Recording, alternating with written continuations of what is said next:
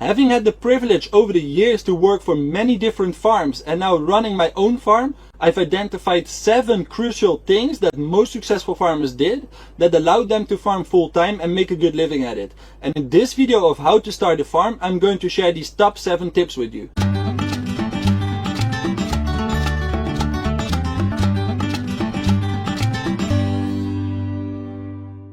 Hey, what's going on, guys? This channel is about all things market gardening. We cover production side, business side, and everything in between in the hope that you can use this information and start growing your own food or get started in your farming journey.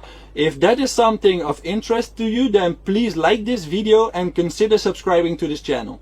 So you've decided you want to start a farm, or you think about starting one, maybe because you have enough of the life that you're currently living, the job you're currently working, you'd like to grow the majority of the food you consume, or you look for a more meaningful and fulfilling way of living. Whatever the reason may be, when it comes to farming, you've got to be strategic about it. Just growing a bunch of stuff and sell any surplus you may have is not going to ensure you will be able to make a living out of it.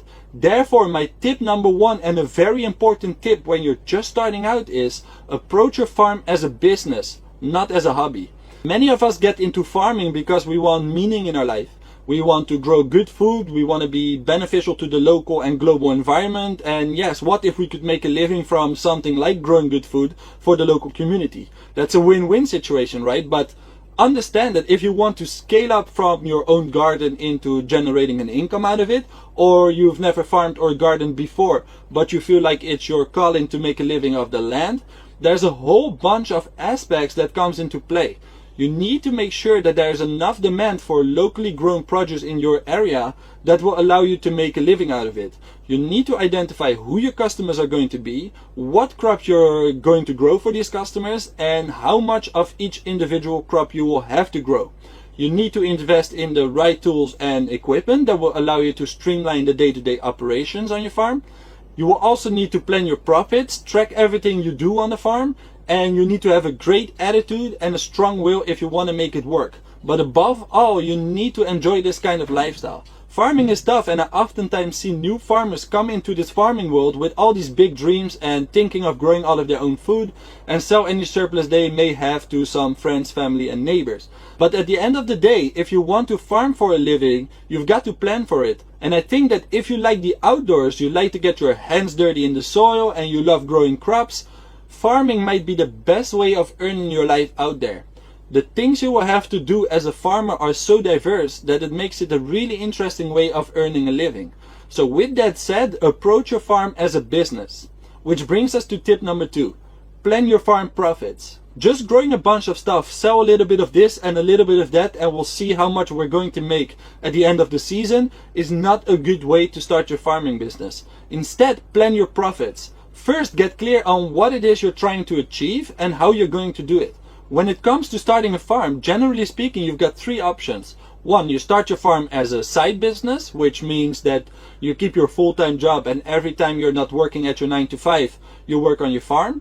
2, you start your farm as a part-time business. You reduce the amount of time that you work at your current job to a part-time job, and you devote more time to working on your farm. Or 3, you start your farm as a full-time business. You save up enough money that will allow you to survive at least a full year without any income, and you devote all your time to farming. Now, every method is possible, and depending on your context and your comfort levels, you will have to decide what is best for you.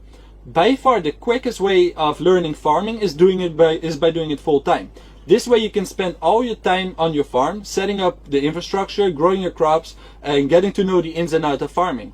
This is also the method that brings the most risk with it. On the other hand, if you farm only in your free time and your weekends, it will take you a long time to get your farm up and running, and it will take you a lot longer to learn the ropes, though this method is the most risk-free way of doing it, since you're still getting the salary of your 9 to 5. Once again, it really depends on your own situation, and you will have to decide for yourself what's best for you. But no matter what road you're going to take, you have to make sure that you plan the profits of your farm. So my tip for you is get clear on what it is you need to earn in order for you to reach your goals. Once you have this financial objective in mind, you can now start breaking this down into a production system. The way we did it on our farm was to identify first what customers we were going to serve, and what we would actually grow for these customers that would allow us to reach our determined financial goal. This allowed us to develop a production plan that was in line with both the local demand as well as our objectives. So decide on one of the three methods of starting a farm that resonates the most with you personally, get clear on how much it is you need to earn, identify your customers and the actual demand, and plan your production system around that. Tip number 3, start generating an income. Often when I talk to new beginning and aspiring farmers about farming, they're trying to do a little bit of everything and they end up experimenting with way too many things. Let's start growing 30 different types of vegetables, a couple of pasture-raised chickens, food forest, aquaponics, some cows, and let's add a little bit of honey in the mix. And I get it because I've been there myself. When my wife and I got back from our travels and our overseas work on many different farms, we wanted to apply everything that we had learned. We wanted to have orchards, food forests, ponds, animal vegetable production, animal systems, bees, and a bunch of other stuff. There was no real structure and no plan. And what ended up happening is we got ourselves a piece of land and we actually invested quite a large amount of money into features that would have never bring us any revenue. We just wanted to create a paradise and sell any surplus we were going to get. Basically, we were dreaming. As you can imagine, we quickly had to reevaluate the way we were doing things, and that's when we decided to go full-time into market gardening, as this enterprise is one of the lowest barriers to entry in the farming world, with one of the quickest returns on investments. So my tip to you is start small and start with income generating enterprises like a market garden and then grow from there. You can always add additional enterprises later on onto your farm that might be more in line with your ideology. But when you're just starting out, you need to focus. Even more so if you've never farmed before, whether on your own or for someone else. It's a big learning curve to grow certain crops, to implement systematized work, and to handle all the business aspects of it. Start with a small piece of land, pick a handful of familiar crops that are in demand, start growing them and start selling them to your customers. Start building up trust and relationship with your customers and build up a reputation with the quality and freshness of your produce. But above all, focus on generating an income as soon as possible. Which brings us to tip number 4. Invest time and effort in customer relationships. One of the most important factors in successful farming is the relationships you build with your customers.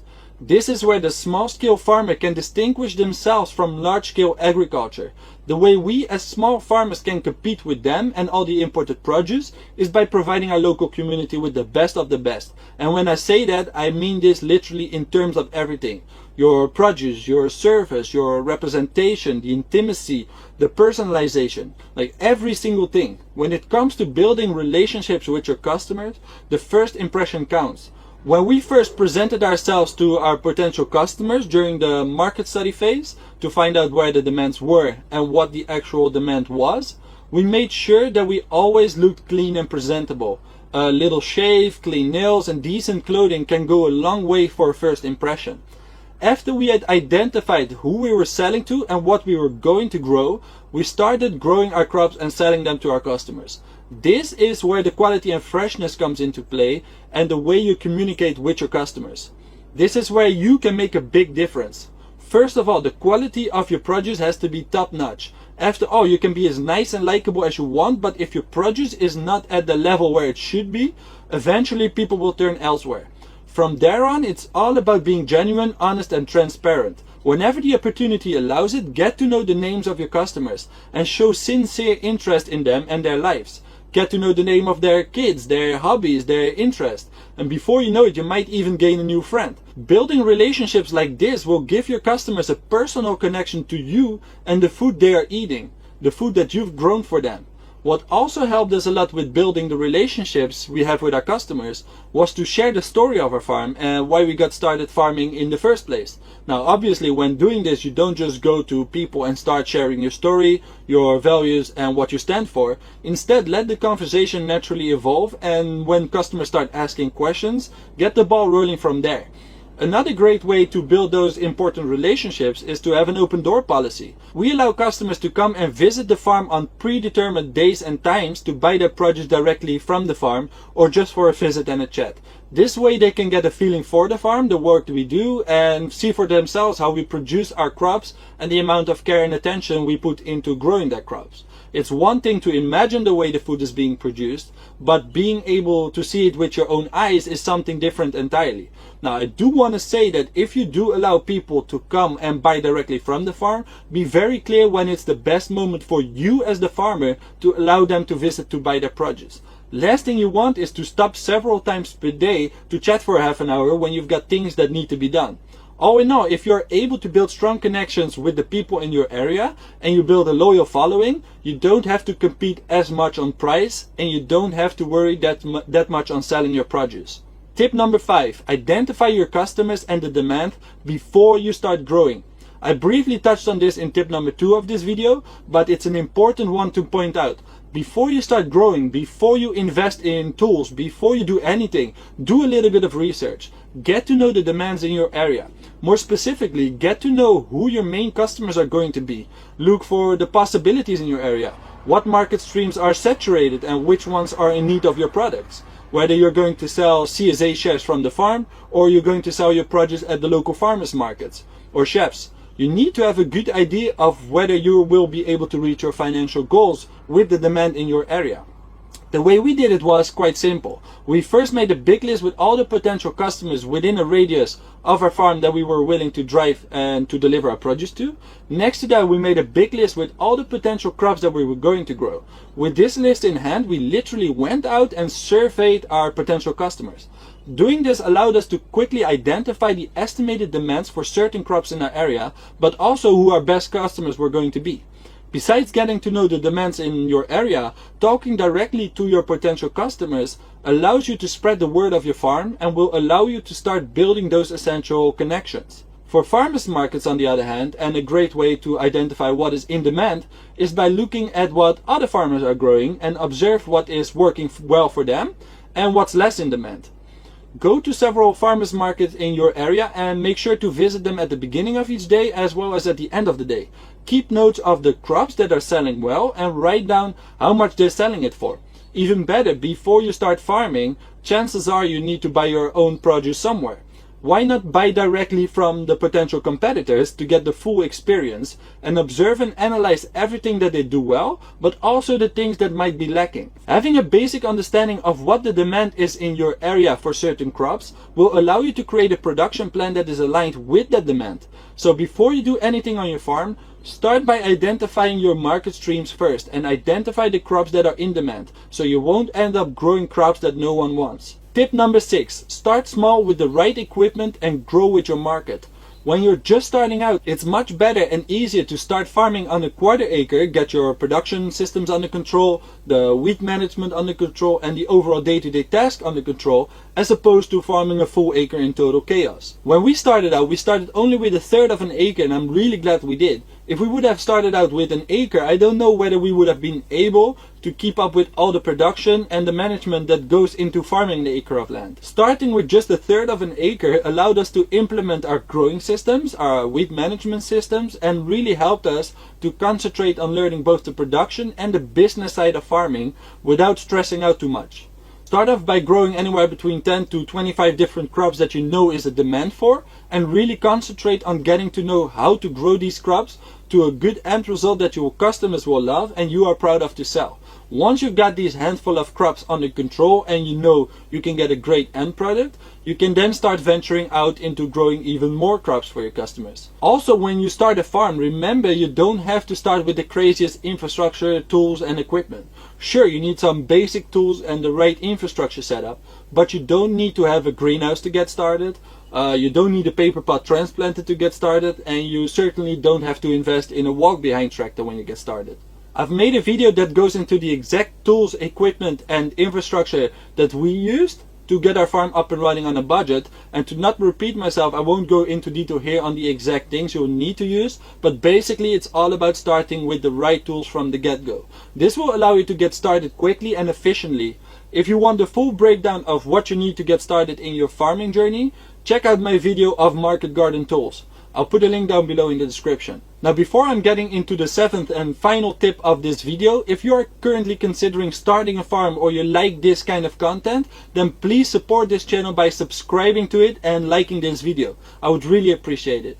Tip number 7, track everything. One of my biggest errors when I first started out farming was the lack of notes that I was taking on the numbers, the crops and the things that were happening on the farm. I somehow always seemed to be too busy, or I would extend it and say I'll do it after or later, and finally never did it. Big mistake.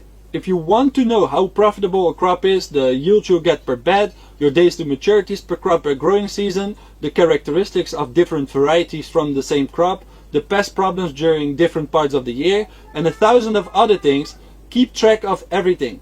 There are so many moving parts on a farm, and trying to remember every single thing is an impossible task. If you don't write it down, you will forget it. Make simple spreadsheets for the production, track your revenue, how much are you selling of what did you grow too much of, and what did you not have enough of.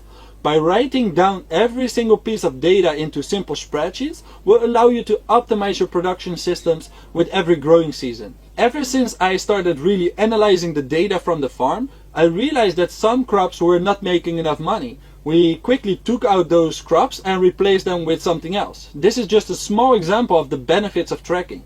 Being successful in farming largely comes down to your planning, tracking, and how well you adapt your plans to fit your needs and the needs of your customers. Now, if you like this video, make sure to give it a thumbs up and subscribe to this YouTube channel. And if you want more in-depth information on how you can start making a living on a small farm, head over